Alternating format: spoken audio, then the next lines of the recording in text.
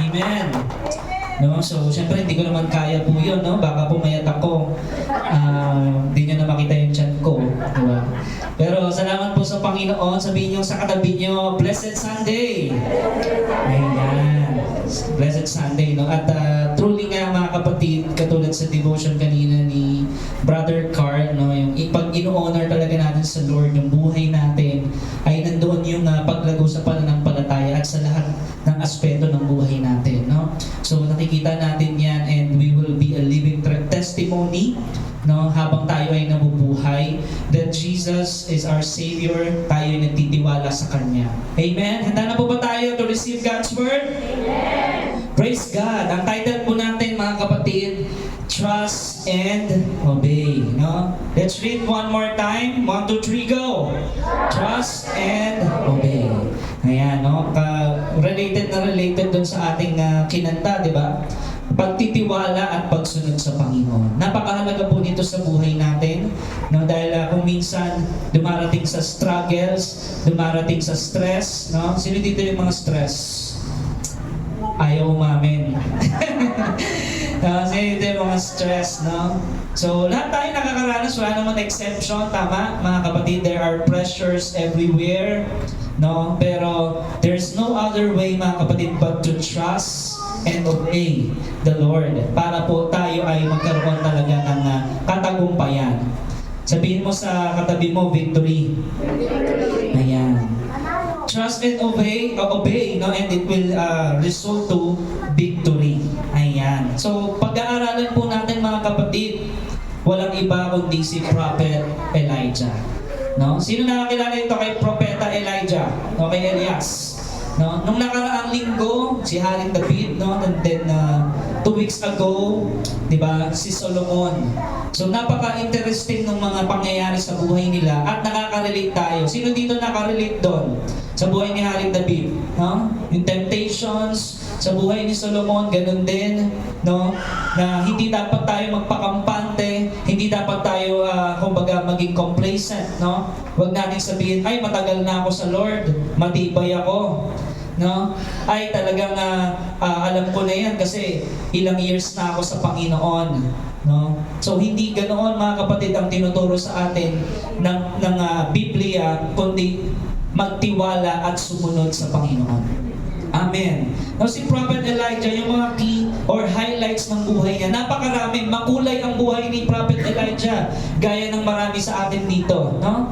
Maraming mga pangyayari at mga bagay na pagkilos ng Diyos. At si Prophet Elijah, nabuhay siya nung panahon kung saan merong masamang hari ang Israel. No? Basahin natin yung mga key highlights, no, bago natin puntahan yung salita ng Panginoon. So sa highlights, it is themes of faith. Everybody say faith. Faith. Everybody say perseverance. Everybody say God's power. Yan ang kulay ng buhay ni Elias. No, pananampalataya, pagtsatsaga, at kapangyarihan ng Diyos. Sino dito yung nagsasabi, kailangan ko yan, Pastor? Amen? No? Kailangan natin yan, pananampalataya, pagtsatsaga, at kapangyarihan ng Diyos. Paano po natin makakamtan yung mga bagay na yan? Magtiwala at sumunod sa Panginoon. Amen? Sa una pong highlights ni Elijah, dahil po siya'y nabuhay nung panahon ng wicked generation or wicked years of Israel, mga kapatid, confronting Ahab and Jezebel. No? Sino nakakakilala kay Ahab and Jezebel? Hindi ito yung sirena, ha? Iba yun. Ito ay yung hari at yung asawa niya. Di ba? Na talagang ubod ng sama. No? At talagang grabe dahil sila ay sumasamba sa Diyos-Diyosan. No? So we confronted si Ahab and Jezebel dahil talagang opposite yon or talagang against yon sa pananampalataya ng Israel, yung sumasamba kay Baal. No? Yun po yung tinuturo nila Ahab and Jezebel. No? This is challenge of prophets, mga kapatid. At napakaraming kalaban nung panahon ni Elijah. Number 2, no, he encounters in the wilderness. Dumaan talaga si Elijah sa matinding pagsubok, no? Yung talagang wilderness, yung kawalan, di ba? Sino dito nakaranas ng kawalan? Kawalan ng bigas, kawalan ng tubig, kawalan ng kuryente. Di ba? Dami, di ba? Mga ibang circumstances sa buhay natin. Kawalan ng pag-asa, di ba? Na akala mo wala na talaga. Pero ano yung title natin? Trust and Obey. No? So yun po yung nangyari sa buhay ni Elijah. Nagtiwala at sumunod sa Panginoon. Pangatlo, miracles and ascension. Sino dito naniniwala naghihimala pa rin ang Diyos? He's still active today, mga kapatid, no? He is the same yesterday, today, and forever. Number 4, legacy and significance. Everybody say legacy. Ayan. Kaya po hanggang ngayon, isa pong inspirasyon ang buhay ni Elijah, no, sa nakararami pong mananampalataya dahil sa kanyang iniwang legacy. Sino dito yung gusto talaga, Pastor, gusto ko rin makaiwan ng legacy? Amen? Yung maaalala ka ng tao kapag ikaw ay nawala na dito sa mundo, maaalala ka sa pananampalataya mo. Amen? Maaalala yung pagtitiwala mo sa Lord. Sino dito yung gustong ganon? No? Maaalala ka bilang sumunod sa Panginoon. Amen? Yun po ang dapat na iwan nating legasiya. Pinakamahalagang legasiya. No? Panglima. No? Ay, kapag 4 lang muna, mga kapatid, no? Walang panlima. Pero ito po ay maunawaan natin sa buhay ni Elijah. Yung mga bagay na yun, yung mga highlights na yun, no? The prophet Elijah, napaka-interesting ng kanyang buhay. At ginamit siya ng Panginoon sa importanteng panahon ng Israel. Dahil nga merong napakasamang namumuno doon. So, Elijah's ministry marked the beginning of the end of Baal worship. So, si Elijah yung bumasa, no, doon sa pagiging pagsamba ng mga tao sa hindi tunay na Diyos. Isipin mo, mag-isa lang si Elijah. Diba? Nag-iisang totoong sumusunod, nag-iisang totoong propeta ng Diyos at napakarami niyang mga kalaban. Sino nakaranas dito yung marami siyang kalaban? Amen. Tapos siya lang mag-isa. Amen. Yung pinagtutulungan ka. Pinagtutulungan ka, no? Marami bang nakaka-relate dyan? Ayan, no? So si Elijah naranasan niya rin yun, di ba? Yung naranasan niya kasi ganoon talaga, di ba? Kapag mga anak ng Diyos, talagang minsan kahit wala kang ginagawa, no? Pinagchichismisan ka, di ba?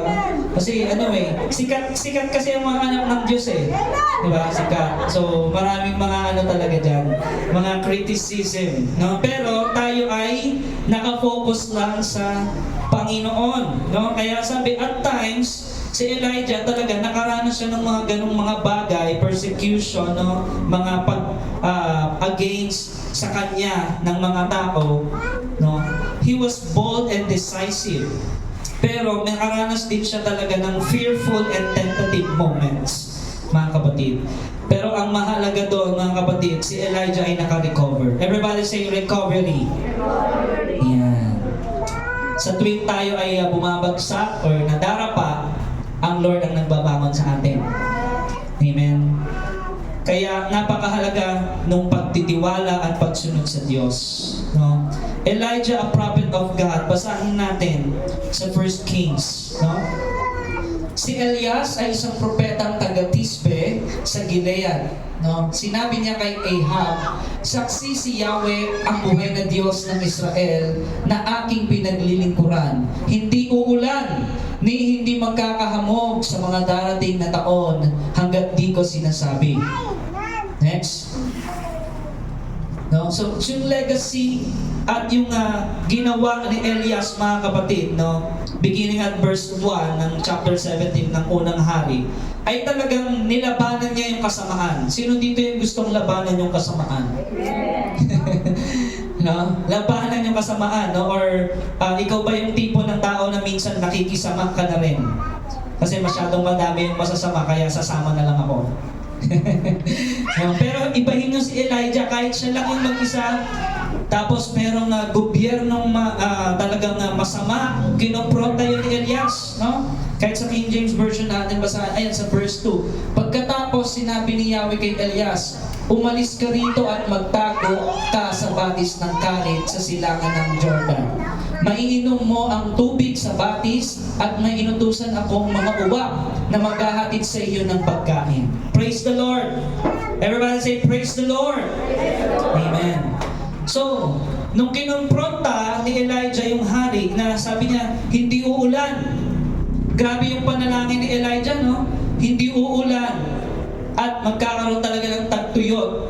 At talagang hindi uulan hanggat hindi ko sinasabi. Sino dito yung may ganong klaseng pananampalataya? Amen? Na talagang you are sure that that is the will of God. No? Bakit po sinabi ni Elijah yon doon sa masamang hari, si Ahab at si Jezebel? Dahil alam niya talagang kalooban niya ng Panginoon na yun yung sabihin niya. Amen? Minsan po, mga kapatid, merong pinapasabi sa atin ng Diyos sa ibang tao na dapat straight to the point tayo. Amen? Wala nang paligoy-ligoy pa. Tama po, mga kapatid? Ganon si Elijah, no? Na pinapasabi ng Panginoon, ganito, ang judgment ko, no, sa bayang ito dahil sa kasamaan. So straight to the point si Elias. At ang maganda doon, mga kapatid, meron laging favor and provision ng Panginoon sa kanyang mga anak. Amen. Iiwas ka ng Diyos o i-spare ka niya sa tagtuyot, sa mga kasamaan. You will experience divine intervention sa buhay mo.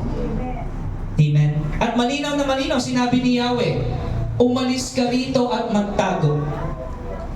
Malinaw ba instruction ng Diyos? Amen. Umalis siya doon sa lugar na yon at magtago. Magtago saan? Sa batis ng Karit. Specific ba? Specific ang Panginoon, no? Nangungusap sa propeta kay Elijah. Sabi, sa silangan ng Jordan. Grabe, no? Parang sinabi, Block 2, Lot 1, Greenside Home Subdivision. Parang sinabing gano'n no? Parang talagang doon na doon. Kasi po kapag nangusap ang Panginoon, mga kapatid, walang kulang, kompleto. No? At tinuro ng Panginoon kung saan siya magtatago, tama? Anong sabi?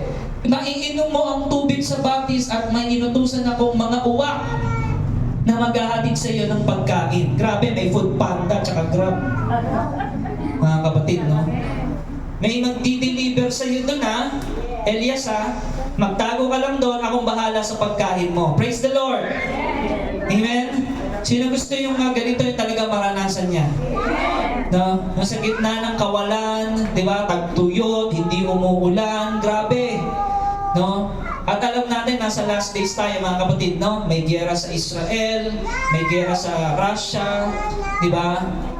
Tuloy-tuloy yung issue dyan sa West Philippine Sea. No? Nangyayari mo ba yung sinasabi ng Bible? Yes. Pero asahan mo, kapatid, God will protect you. No? Sabihin mo sa katabi mo, God will protect you. Amen. Ano yung title natin? Trust and Obey. Paano ka makakasiguro na ikaw ay poprotektahan ng Lord at ang iyong pamilya? Trust and magtiwala ka sa Diyos at sumunod ka sa kung anong pinapagawa ng Diyos. Amen. At alam niyo, mga kapatid, kapag sumunod tayo sa pinapagawa ng Diyos, nandun yung provision.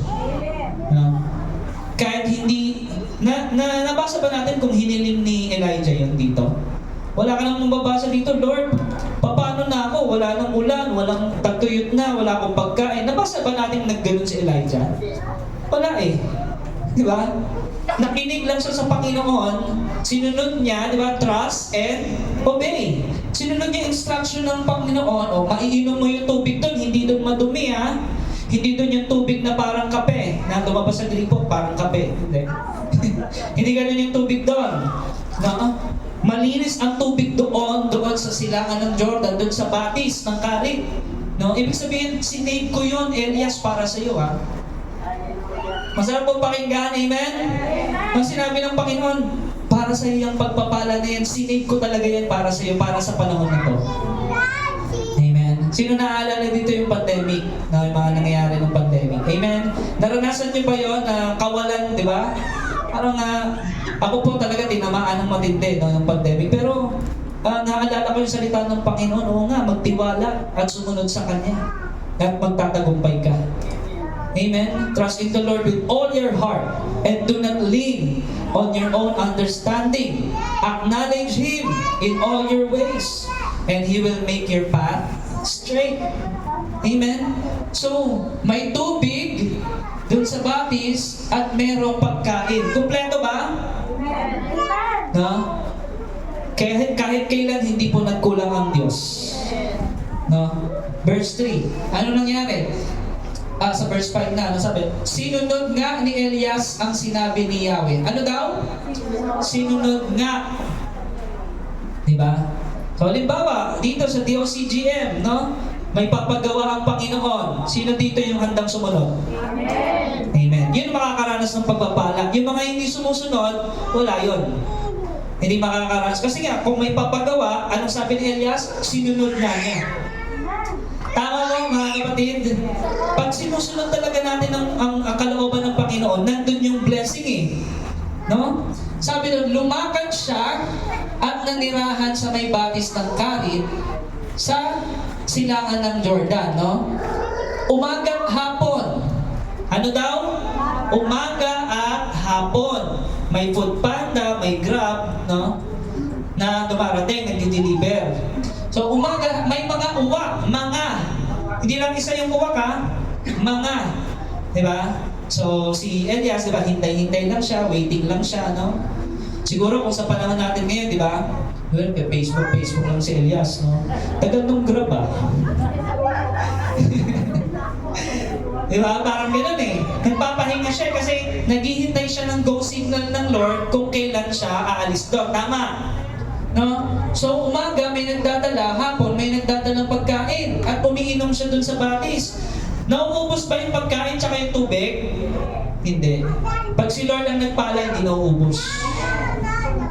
There is a season no, that in store for you na ipoprovide talaga ng Lord ang pangangailangan mo. Amen? Ano yung condition dito, mga kapatid, para maranasan mo yung di maubos na biyaya ng Lord? Trust and obey. Yung sinabi sa verse 5, sinunod. Everybody say obey. Ayan. That's the condition of the promise of God. Kaya sabi lang sa verse 7, ngunit dumating ang panahon na natuyo rin ang batis. So, ibig sabihin, kapag naubos na, dumating yung panahon, ano yung signal na yon? It's time to move on. Sabihin mo sa katabi mo, it's time to move on. Bakit hindi ka pa nakaka-move on? Diba? Ang Diyos, mga kapatid, specific siya. Kung hindi na yon ang panahon na magstay ka doon sa isang lugar kung na kinalalagyan mo, no, mag-move on ka na. Amen! No? Kasi marami, dwelling in the past eh. Sabi ng Bible, do not dwell in the past. So, dumating yung panahon na kailangan mo nang mag-move on. Sabi kay Elijah, no? So, in this scenario, mga kapatid, nakita natin si Elijah when he suddenly appears, no, and challenged Ahab, the evil king. At warned by God, si Elijah ay nagtago, yun nga, at sinumplayan siya ng Panginoon habang merong taggutom sa kalupaan. No? Elijah meets with a widow. Nag-move on na si Elijah from doon sa Jordan. Sa anong pinapunta siya ng Panginoon? Yan na, may sinabi ang Diyos, may sinabi ang si Yahweh, no, kay Elias. Sabi doon, umalis ka rito. Sabi mo sa katabi mo, trust and obey. Akala niya sasabihin, umalis ka rito. Nakasulat ba sa Bible yung understanding na mag-move on ka? Yan yun eh. Mag-move on ka na, Elijah. Ubos na yung nandito. Mayroon akong ituturo sa'yo. Amen. No? Marami kasi, ay wala nang uwak. Diba? Nandun pa din siya doon sa season na yun, di ba, na naghihintay ka ng uwak. Ba't wala nang pumupunta sa aking mga uwak? Bakit hindi na wala nang dumadaloy na tubig dito sa batis na to? Ano yung signal na yon? Mag-move on ka na, kapatid. Meron ng bagong pinapagawa ang Lord. 2025 na, nasa 2015 ka pa rin. Diba? Magpo-14th anniversary na ang DOCGM, nasa first anniversary ka pa rin. No? Ibig sabihin, sabi ng Panginoon, mag-move on ka na. Diba? Because yung panahon na yan, lipas na, meron ako ituturong panibago na dapat mong gawin. Amen. Ang sabi doon, pumunta ka sa Sarepta. Iba na yun, di ba? Sarepta, yung una ay Galit, ngayon ay Sarepta. Sa lupain ng Sidon. No? Specific talaga ang Panginoon no? Parang nung una, sinabi, doon ka sa green side. Ngayon, pumunta ka na doon sa, H2, sa barangay, sa Dasma.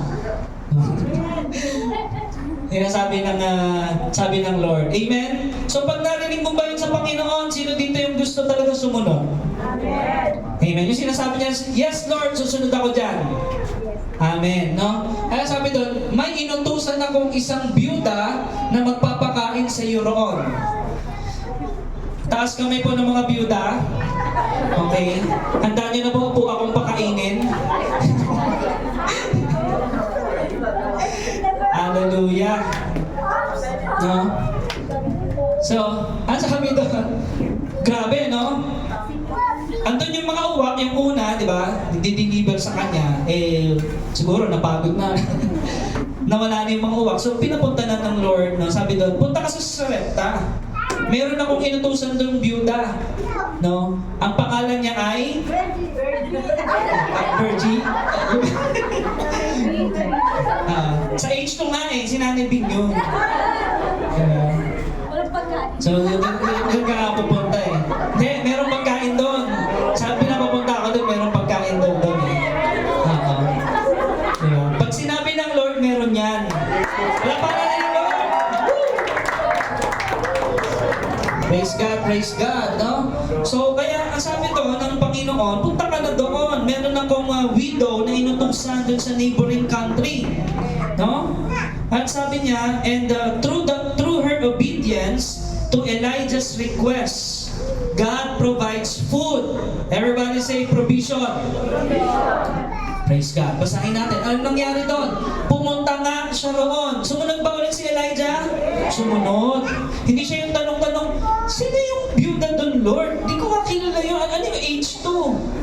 Diba? Hindi ko nga alam kung saan banda yun Diba? Paano ako pupunta doon? So, diba?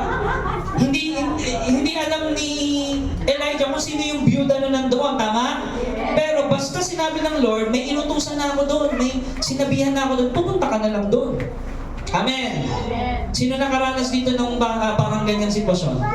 No, sabi ng Lord, punta ka doon. Diba? Pagdating mo doon, may nakahanda na sa iyo. Hallelujah. No, sabi doon, nakita niya ang byuda. Totoo nga, Lord.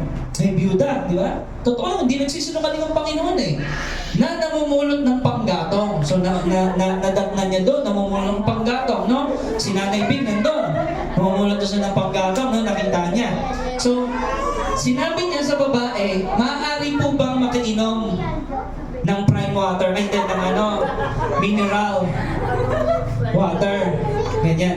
Maaari po bang makainom? Aalis na ang babae upang ikuha siya ng tubig nang pahabol niyang sabihin, kung maaari, bigyan mo na rin ako ng kapirasong tinapay. No? Nag-request, diba? Ensaymada, naibing pag tsaka yung mineral water. Malamig. So, yun yung nag-request, tama? Nag-request? Nagreklamo ba yung byuda? Hindi. No? Sino to? Sino ka para utusan mo bumili ng ensaymada? At gusto mo pa yung branded pa na Goldilocks Nag-request no? Nag-request si Elijah. Pero wala kang nakitang reklamo doon sa byuda. Alam niyo kung bakit? Kasi nung nananalangin yung byuda, kinausap na siya ng Lord doon.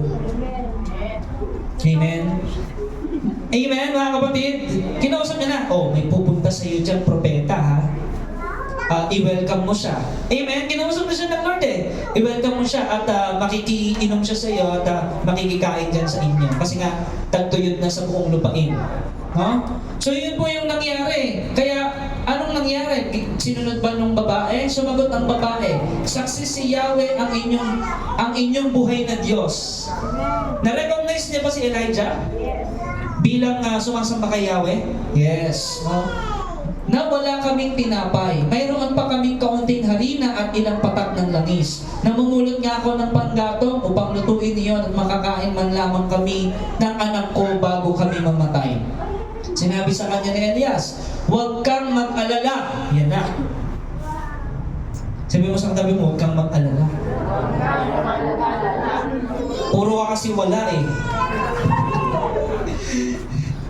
Sabi ba, wala na kami tinapay dito. Meron lang kami. Oh, di ba? May katugtong eh. Ibig sabihin, meron. Di ba? Meron pa. May natitira pa. Amen? So, ngunit ipagluto mo muna ako. Sabi doon, huwag kang mag-alala. Pumunta ka na at gawin mo ang iyong sinabi. Ngunit ipagluto mo muna ako ng isang maliit na tinapay, no? Bread talk, ganyan. At pagkatapos, magluto ka ng para sa inyo. Sapagkat ganito ang sinabi ni Yahweh, Diyos ng Israel. Hindi ninyo mauubos ang harina. Ito yung sinabi ni Yahweh, ha?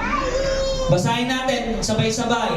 Hindi ninyo mauubos ang harina sa lalagyan. Sino dito yung gusto makaranas talaga ng ganyan? Hindi ninyo mauubos. Bakit hindi mauubos? Involved kasi ang Lord. Kapag involved ang Lord sa kamalig mo, sa resources mo, ino-honor mo siya with your wealth, with your resources, hindi yan mauubos. He will supply all your needs according to His riches and glory in Christ Jesus. Amen. At hindi rin, basahin natin, 1, 2, 3, go. At hindi rin tutuyo ang langis sa tapayan hanggang hindi sumasapit ang takdang araw na papatakin na ni Yahweh ang ulan. Amen. Meron bang timing ang Lord? Yes. No? Ika nga, timing is everything eh. Kapag ikaw ay sumasabay ka sa kung ano yung timing ng Lord, kapatid, mararanasan mo divine provision. Mararanasan mo divine protection. No? Mararanasan mo divine intervention. Talagang mararamdaman mo nakasama mo si Lord, grabe. Kahit sino kaya niyang gamitin, kahit uwak, kalapati, kahit ano pa yan, kahit asno, di ba? Kayang gamitin niya ng Panginoon, mga kapatid, para bigyan ka ng iyong kailangan sa oras ng tagtuyot. Amen. At sabi doon, ginawa nga ng babae ang utos ni Elias at hindi, anong nangyari? Hindi naubos ang pagkain ni Elias at ng mag-ina sa loob ng maraming araw. No? Maraming araw. Ibig sabihin talagang dumaan.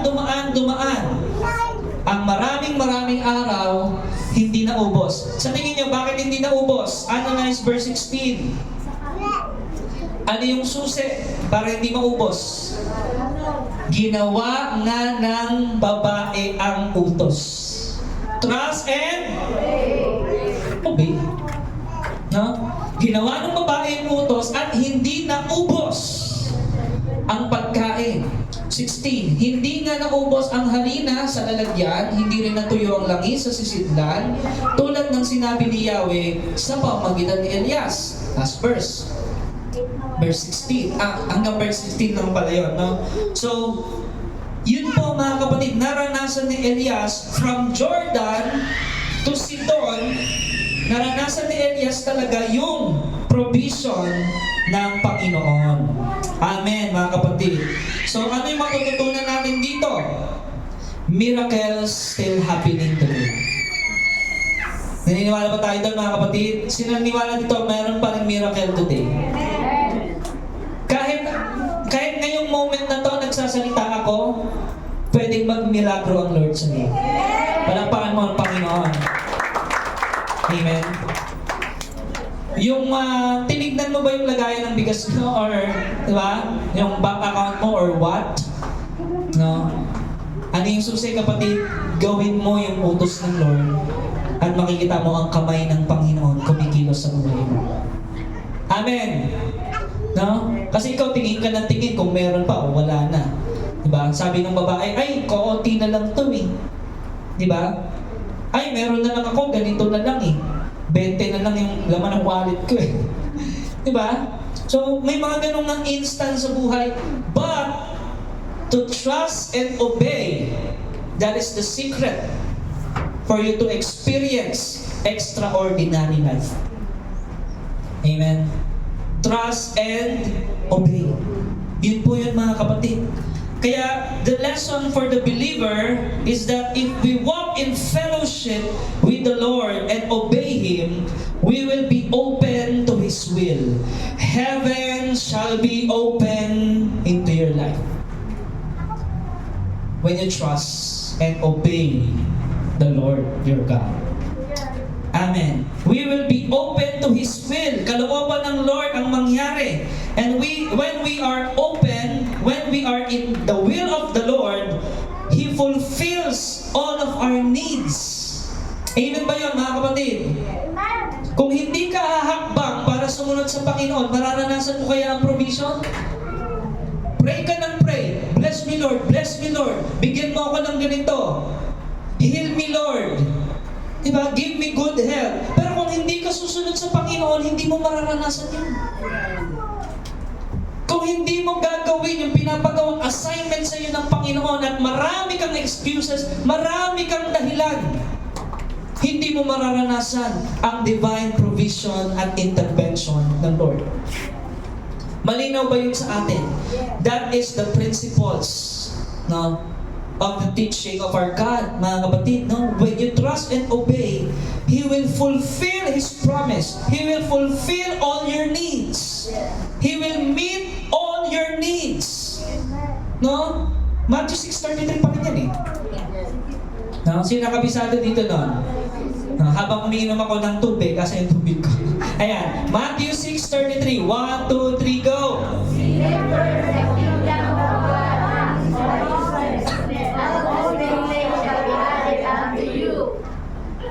Parang iba, you lang yung kabisado. O di kaya added unto you lang. No? Seek ye first. Una ang Lord, sunod ka muna sa Lord. Na the kingdom of God, ano ibig sabihin? Pagharian ka ng Lord. No? Let God govern your life. Yung ibig sabihin no, na seek ye first His kingdom. At yung sinasabing righteousness, yung salita ng Lord, yung aral ng Panginoon, yun ang isabuhay mo. Amen ba mga kapatid? No? Kaya napakahalaga sa atin na trust and obey. And His mercy to us never runs short. No? I sought the Lord and He heard and He answered. Diba? Inuna mo ang Panginoon eh. So nagtitiwala, sino dito yung nagtitiwala talaga sa Panginoon, no? Alam natin mga kapatid, ang buhay na ito, nataglay natin, no? Ang isa sa pinaka-purpose natin, walang iba kundi magtiwala sa Diyos habang tayo ay nabubuhay. Maglingkod sa Diyos habang tayo nabubuhay. No? Yan po ang purpose of our lives, mga kapatid. And makikita natin mga kapatid, after ng scenario na ito ng buhay ni Elijah, naranasan niya, no? Yung provision ng Panginoon. Now, meron tinatawag na face-off. Meron siyang haharapin kalaban. No? Sino yung kalaban niya? Yung hari si Ahab at syempre si Jezebel. No? 1 Kings chapter 18, begin at verse 7. Sinabi ni Elias kay Ahab, lumakad ka na, maaari ka ng kumain at uminom. Naririnig ko na ang pagbuhos ng ulan. Samantalang si Ahab ay kumakain at umiinom, umakyat si Elias sa taluktok ng bundok Carmel at at sumubsob sa lupa. Sinabi niya sa kanyang utusan, umakyat ka at tanawin mo ang dagat. Umakyat nga ang utusan at tumanaw sa dagat. Wala po akong makitang anuman, wika ng utusan. 7 beses mo pang gawin ang sinabi ko, utos niya. Ilang beses? No? Sabi nung kanyang inutusan, wala eh. Narinig mo na ba yun? Lagi mo bang narinig yun? Wala. Yung salitang wala. Wala naman eh. Diba? Wala namang nangyayari. Anong sabi? 7 beses, balikan mo. Diba? Huwag kang tumigil, huwag kang sumuko. Magtiwala ka sa Panginoon. Amen. 44. Sa ikapitong pagtanaw, ayan na. 7th time, napasigaw ang utusan. Hala! Parang siguro ganun yung sigaw, no? Pangit ba nung sigaw? Ulitin ko. Uy! Diba? Parang ganun. May nakikita po akong ulap kasi laki ng palad na tumataas mula sa dagat. Ano yung nakita niya? Ulap. Meron siya natatanaw eh. Next verse, magmadali ka. Sabi niya, bilisan mo, ha? Sabihin mo kay Ahab na ihanda ang kanyang karuwahe, umuwi na agad. Baka siya hindi makaalis dahil sa ulan. Di ba? Concern pa talaga si may pag-honor talaga si Elias, no? Sa hari. However, hindi nagtagal at nagdilim ang langit sa kapal ng ulap, lumakas ang hangin, biglang bumuhos ang malakas na ulan, sumakay si Ahab sa karuwahe at nagmamadaling nagtungo sa Jezreel. Lumukob kay Elias ang kapangyarihan ni Yahweh. Ano daw? Lumukob kay Elias ang kapangyarihan ni Yahweh. Hinigpitan ni Elias ang pagkatali ng kanyang damit at tumakbo sa una ng karuwahe ni Ahab hanggang sa pagpasok sa Jezreel. No? Hanggang doon po nangyari yung senaryo. So, umulan na po ba? Yes. Ano yung ibig sabihin ng 7 beses? Anong nilalarawan nito sa panahon natin?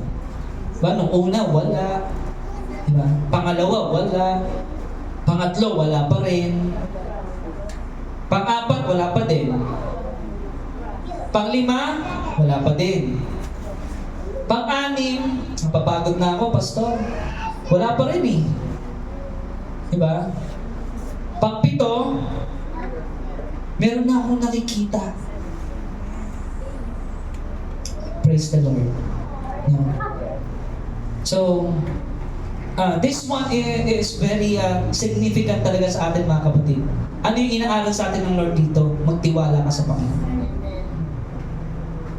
Pag nanalangin ka ba, ano ang tinuturo ng Lord sa panalangin? Pagtitiwala. Pagtsatsaga. Tama? Kasi challenge yan sa atin eh. Diba? Pastor, ilang years ko na pong pinagpipray eh. Wala pa rin nangyayari. Mukhang lumalala yung tama. No? Wala pa rin talaga. Ilang years na, pastor, ganun pa rin. Anong aral ng Panginoon? Trust and obey. Kapag kumatok ka ba sa pinto, pag isang beses, bubukas na. Minsan kapag tulog yung tao sa loob, o talagang nagtutulog-tulugan, di bubukas yun. Tama? Pero dahil katok ka ng katok, you are persistent, di ba? You're consistent, talagang, di ba? Tao po! Tubig! May alcohol, parang gano'n, di ba? Bubukas ba yun? Yes, hindi magtatagal. It's just a matter of time. At alam niyo mga kapatid, sa paghihintay, tinuturuan ka rin ng Panginoon ng pagtsatsaga at pagtitiwala. Amen, mga kapatid. At yun po ay naranasan ni Propeta Elijah. So, kaya makita natin dito mga kapatid, sa chapter 18, sa verse 17 ng unang hari. Basahin natin yung verse 17. No? Yung bago mangyari yan, talagang naranasan ni Elijah na kalabanin yung mga propeta ni Baal. Ilan yung propeta ni Baal? 450. Tapos si Elias, Siya lang. No? Siya lang mag-isa. No? Nag-iisang propeta ng Panginoon. At anong nangyari? Elijah calls upon the name of the Lord. Kahit basahin natin sa King James Version, no? Sa chapter 18 ng 1 Kings, doon na tayo sa verse 30. Ayan. 1 Kings chapter 18. Ito pa yung isang talagang naranasan ni Elijah na talagang kagilagilalas, no? Sa verse 30, sabi doon, and Elijah said unto all the people, no? Kasi tapos na yung mga propeta ni Baal di ba? Hindi nila napaapoy yung altar Hinamon siya muna, yung mga naghamon muna yung mga propeta ni Baal kay Elijah, di ba? At hinamon din ni Elijah yung mga propeta ni Baal, no? Na kung sino ang una talagang magpaapoy ng altar, ibig sabihin, doon mapapatunayan na tunay yung Diyos niya. No?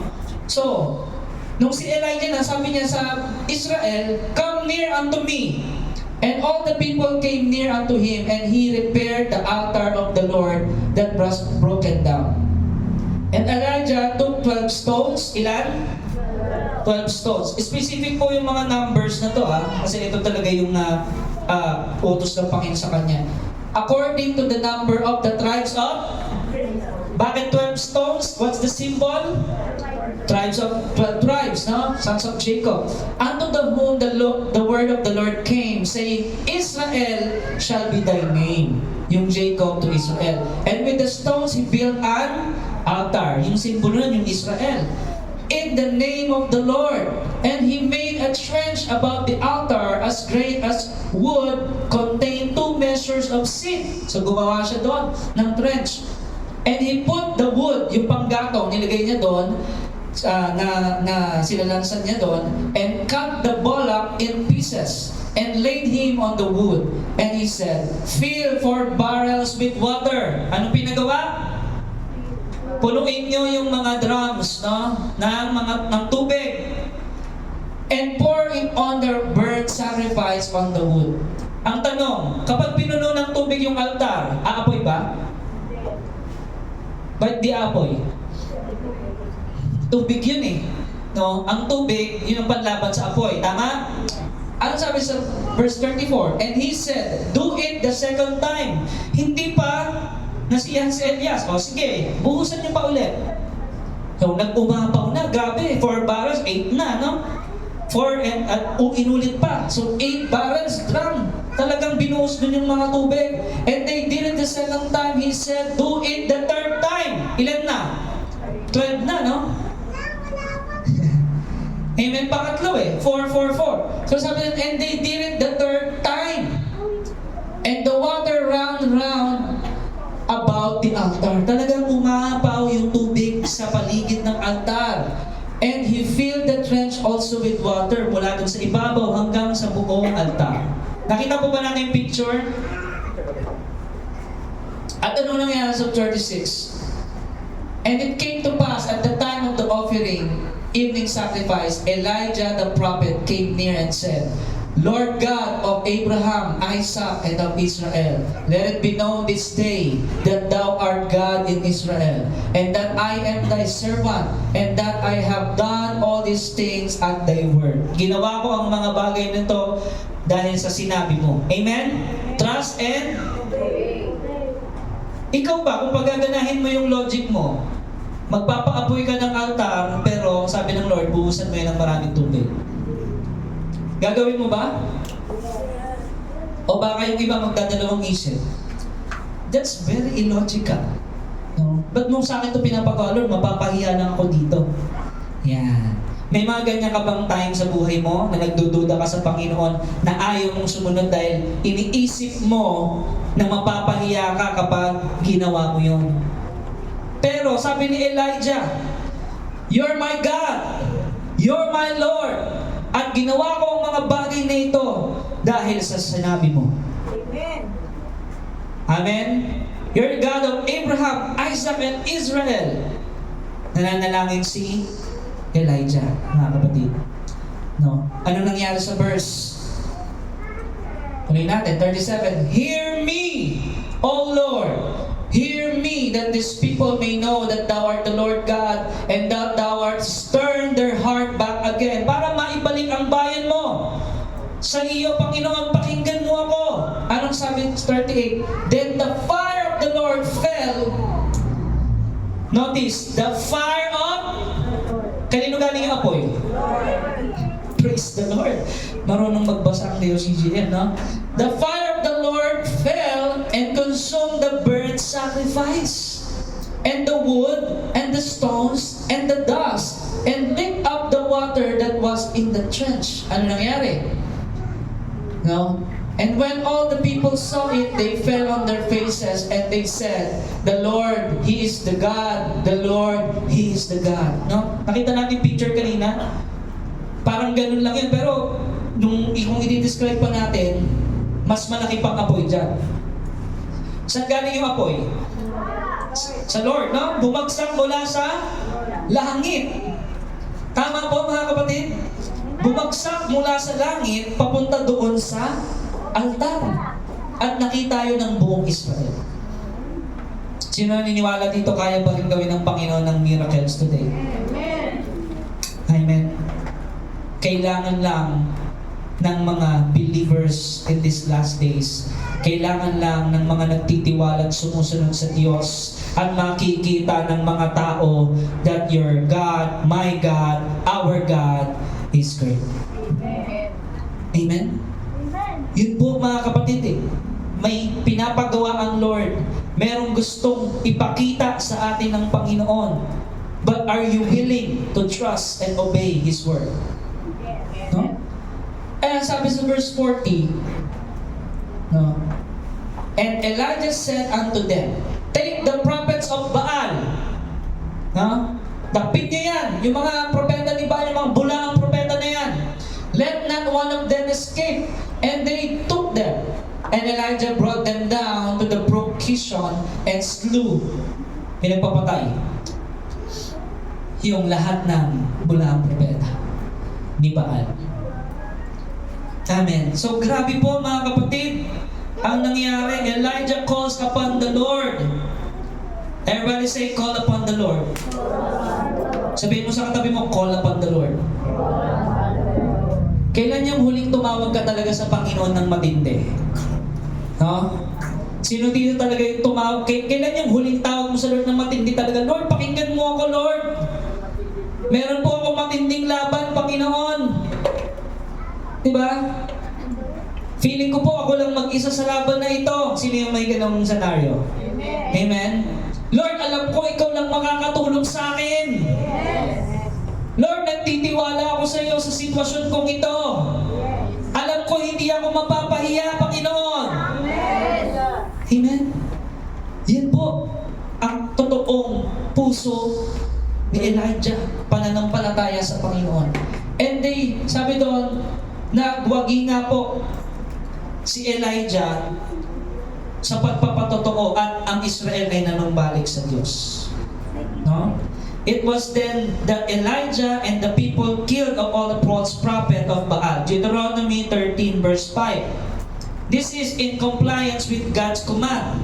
No? Ano ba yung commandment ng Panginoon? At ang propetang iyon o ang nagbibigay ng kahulugan sa panaginip ay dapat patayin sapagkat inuudyukan niya ang mga tao upang maghimagsik kay Yahweh na inyong Diyos na siyang nagligtas sa inyo sa pagkaalipin sa Ehipto. Hinihikayat kayong iwan ang daang tinuro niya sa inyo. Yan ay masama at dapat ninyong iwasan. Amen. Utos po ba ng Panginoon yung ginawa ni Elijah? Yes. Then yung mga bulaang propeta, yun ay dapat patayin. In accordance, in compliance with God's command. No? At grabe nga po yung victory ni Elijah, mga kapatid. Grabe yung naranasan niya. No? Now, 1 Kings 18:41 to 46. Ano na po ang nangyari kay Elijah? No? Sabi doon, si Elias, nakakita na siya nung sinabi ng kanyang alipin, nakakita siya ng ulan. no, mga kapatid. And however, in spite of victory ni Elijah sa 1 Kings 19 na tayo, mga kapatid, no, Ahab had told his wife Jezebel, anong sinabi doon sa chapter 19 na tayo ng 1 Kings, no? Sabi ni Ahab sa kanyang asawang si Jezebel ang lahat ng ginawa ni Elias at kung paano pinatay ni Elias yung mga propeta. So, nagkwentuhan yung mag-asawa, no? Sabi niya sa verse 2, kaya't nagpadala si Jezebel ng isang sugo upang sabihin kay Elias, patayin sana ako ng mga Diyos kung hindi ako gagawin sa iyo sa ganito ring oras ang ginawa mo sa mga propeta. Anong nangyari sa verse 3? Natakot si Elias. Si Elias, naka-receive siya ng death threat. Amen? Nakita natin, no? Na gusto rin siyang patayin ni Jezebel, yung asawa ni Ahab, no? Hahabulin talaga siya kasi nga, pinagpapatay niya yung mga bulaang propeta eh. No? Kaya umalis si Elias at nagpunta sa Berseba sa lupain ng Huda kasama kanyang utusan. Iniwan niya roon ang kanyang utusan at mag-isang pumunta sa disyerto o sa ilang. Amen? Bakit siya pumunta sa ilang, mga kapatid? Natakot kasi siya. Sino dito yung nakakaramdam pa rin ng takot? Ayaw mamin to. Kapag naka-receive ka ng threat, di ba? Talagang merong pananakot, merong banta sa buhay mo. O di kaya nandun ka sa bingit ng kamatayan. Di ba? Between life and death situation. Halimbawa, parang nakaratay ka siguro sa sakit. Amen? Nakaramdam ng takot. No? At sabi niya, Yahweh, kunin na po ninyo ako. Sa madaling salita, Lord, gusto ko na pong mamatay. Wow. Propeta na to, mga kapatid, ha? Amen ba? Wala sa isa sa amin dito yung nakaranas ng naranasan ni Elijah. Tama? Pero after ng mga naranasan niya, nakareceive siya ng banta at pananakot sa buhay niya at natakot siya. Ano yung kahulugan ng takot, kapatid? Ha? Ano yung title natin? Pero nung nakaramdam ng takot si Elijah, anong sinabi niya? Lord, patayin mo na lang ako, kunin mo na lang ako. Tumakbo siya dun sa disyerto. Ako po'y, ano yun? Basahin natin, ako po'y hirap na, mabuti pa pong mamatay na ako. Alam nyo, mga kapatid, buti na lang, sobrang talino ng Panginoon. Nauunawaan niya na si Elijah, hindi niya alam yung sinasabi niya. Prayer ba to, mga kapatid? Prayer to eh. Nag-pray si Elijah, Lord, patayin mo na lang ako. Pagod na ako eh. Sino dito yung stress? Stress? Ayaw umamin? Parang papunta na sa depression, di ba? Lord, hirap na po ako. Dami ko nang naranasan, dami ko nang pagod, dami ko nang puyat. Tapos nandito pa ako sa problema na to. Lord, kunin mo na lang ako.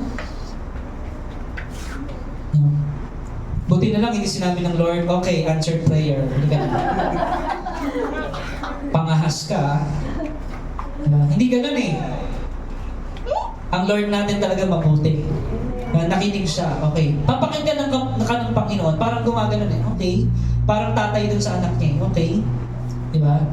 Sige, sabihin mo yung nararamdaman mo. Di ba? Ganyan, handang makinig ang Panginoon eh. Praise the Lord. Anong nangyari? Pagkatapos, nahiga siya at nakatulog. Ano to? Aksidente ba to? Nakatulog siya? Tignan mo nga yung katabi mo. Praise God. Pinatulog siya ng Lord. Gising. Oo. Check lang natin, no? Ano yan? Nahiga siya at nakatulog. No? Ngunit, dumating ang isang anghel. No? Kinalapit siya nito. Hoy. Diba? Kinalapit siya. Elijah, gumising ka na. Tingnan mo yung katabi mo. Gising yan. Diba? Gumising ka na. Kumain ka na. Tanong mo nga sa katabi mo, kumain ka na? Diba? Nakita niyo mga kapatid yung sagot ng Panginoon. Sabi ni Elijah, Lord, hirap na ako. Gusto ko nang mamatay. Boom, tulog. Diba? Natulog siya, nahiga siya, tapos nakatulog siya. No? Ganyan, parang tulog pa yung lawa niya, no? Tapos, inaano siya ng anghel, gising ka na. No?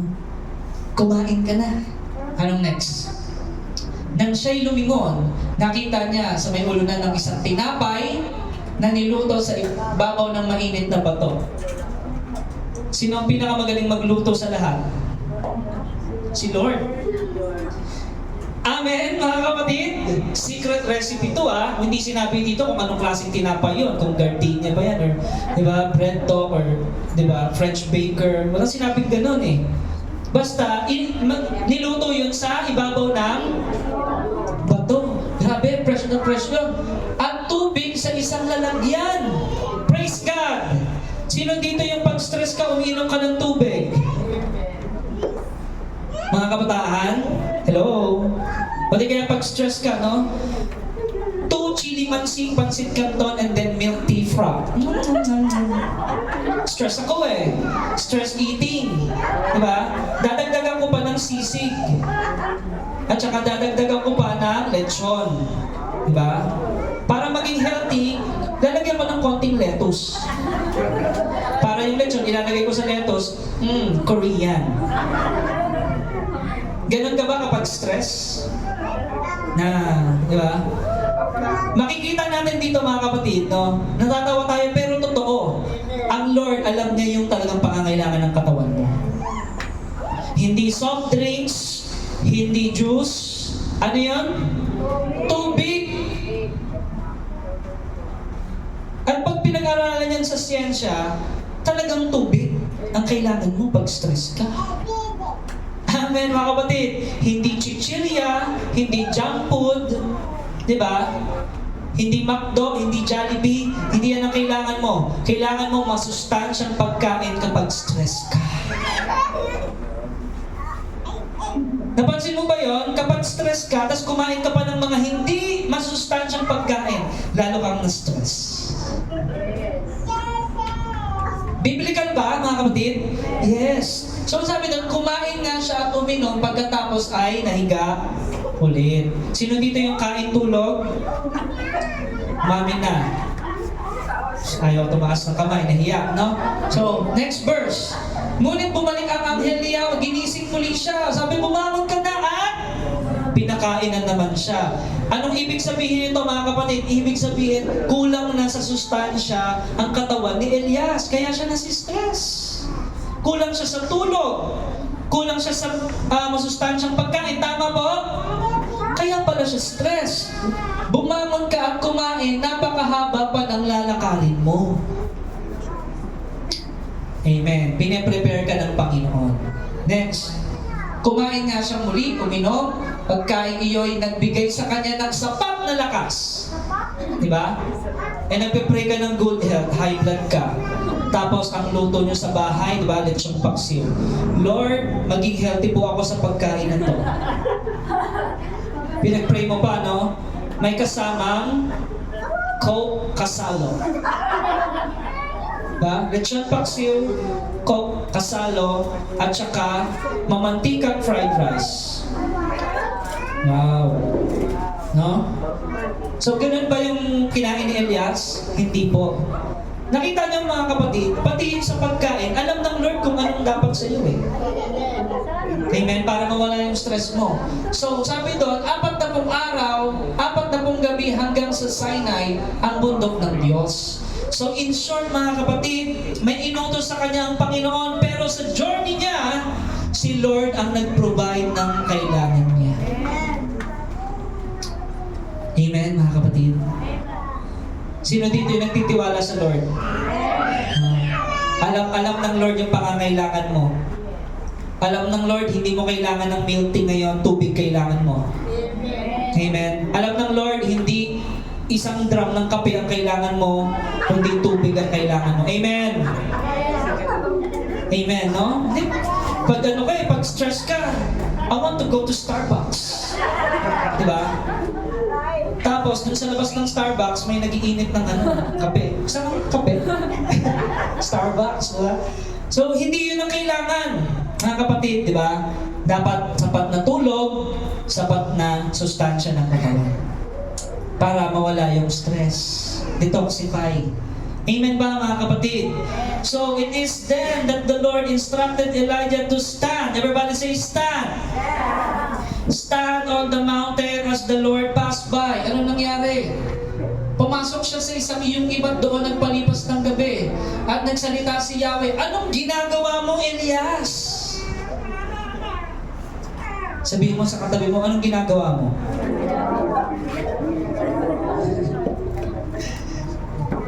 Hindi pa rin siya nag-move on, di ba? Kasi pinapapunta siya dun sa Sinai. Ang ginawa niya, nandun siya sa kuweba. Tapos nagpatugtog siya ng mga, di ba? Malulungkot na mga, di ba? Nag-senti-senti siya eh. Di ba kasi stress siya, tapos naging emotional siya, di ba? Yung ganon. So, nagpatugtog siya ng Moira doon eh. Diba? Sa part na yon. So, nagsenti siya. Anong sabi ng Lord? Anong ginagawa mo? Bakit hindi ka pa nag-move on? Bakit nandyan ka pa rin sa kalalagayan mo na yun, sa kuweba na yan? Bakit nasa madilim na chapter ka pa din? Eh di ba pinapupunta kita ron? Nakuha ba natin, mga kapatid? Nakuha natin yung sinasabi ng Panginoon. Bakit ka nagmumukbok dyan? Bakit ka nagsisenti dyan? Diba? Imbes na mag-praise and worship ka sa Lord eh. Kung sino-sino yung pinapakinggan mo. Diba? Tapos tumawag ka pa sa radyo. Ay, ano po, may problema po ako sa love life. Diba? Nagkaganon ka pa. Hindi naman yun yung pinapagawa ng Panginoon sa'yo. Merong pinapagawa ang Lord. Amen. Anong sabi doon?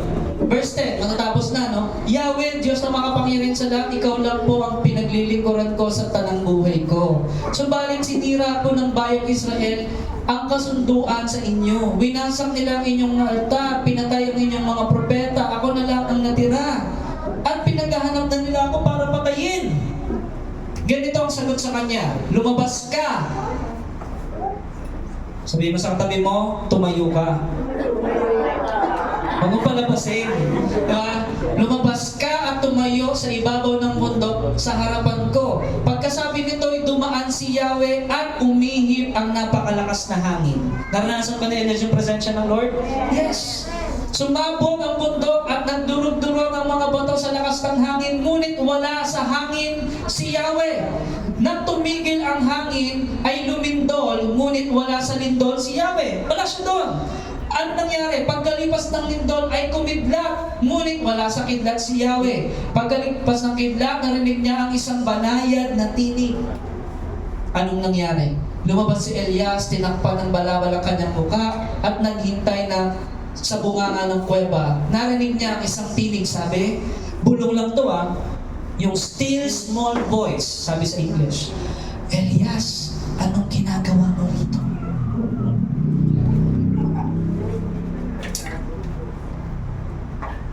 Bakit bumulong ang Lord? Pag bumulong ba ako dito, maririnig ni Nanay Bing doon?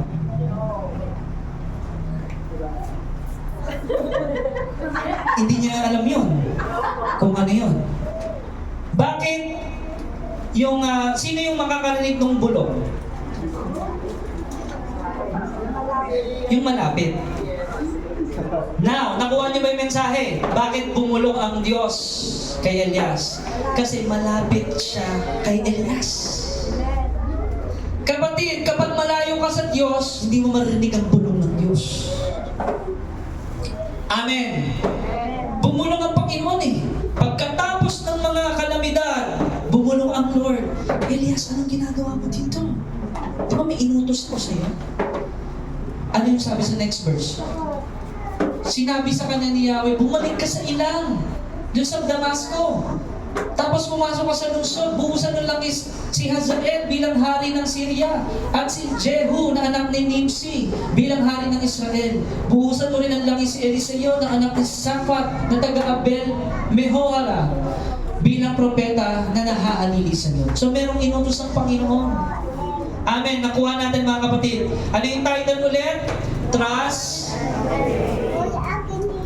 Sa kabila ng lahat ng dinanas ni Elijah, nagtiwala pa rin siya sa Panginoon. Next. At ang makaligtas sa tabak ni Hazael ay papatay ni Jehu. Ang makaligtas naman sa tabak ni Jehu ay papatay ni Eliseo. Ngunit 7,000, ilan daw? 7,000 sa Israel ang ililigtas ko. Ang mga taong hindi lumulod kay Baal at hindi humahalik sa kanyang imahen. Sino yung ililigtas? Yung hindi sumasamba sa Diyos-Diyusan. Yun ang ililigtas ng Lord, sabi niya. Kaya, 7,000 nakita doon. 7,000 Israel who became Elijah's assistant for some time, and the two continued to deal with Ahab and Jezebel, as well as Ahab's son and successor. So tuloy-tuloy yung laban. Rather than die a natural death, Elijah was taken up to heaven. Ano po nangyari kay Elijah? Hindi siya nakakita ng kamatayan, kinuha siya ng Lord. Kumbaga, sa ating na panahon, na-rapture siya. Check mo nga yung katabi mo, nandyan pa ba? Nandyan pa. Hala ko, na-rapture na eh, no? So, mga kapatid, napakatotoo at related tayo sa buhay ni Elijah. Ito ay totoong pangyayari ng buhay. Pwede bang mangyari sa iyo yung nangyari kay Elijah? Yung mga kapangyarihan ng Diyos na talagang naranasan ni Elijah? Yes. Kung ikaw ay magtitiwala at susunod sa Kanya. Amen, mga kapatid. The conclusion of this matter, mga kapatid. When we focus on the tumult of life in this world, we can get our eyes off of the Lord. Kapag tumingin ka sa mga problema, mga suliranin sa mundong ito, mawawala ka sa focus mo sa Panginoon. Amen? Ang tinuturo sa atin dito, no, God does display Himself in mighty works and power of judgment. Sa buhay ni Elijah, yung malakas na hangin, yung apoy, yung lindol, at yung kanyang bulong. Naranasan ni Elijah yon. At ginawa ng Diyos, pinuplayan si Elijah ng kanyang mga pangangailangan. At in-encourage si Elijah na bumangon at tumayo. Lahat po yan, ginagawa ng Diyos sa atin. Kapag may problema ka, sinasabi ng Panginoon, anak, bumangon ka, tumayo ka. Amen. Harapin mo yung problema mo, kasama mo ako. I will make a way when there seems to be no way. In the midst of wilderness, no, there will be a way, a solution, no, for you to overcome that problem.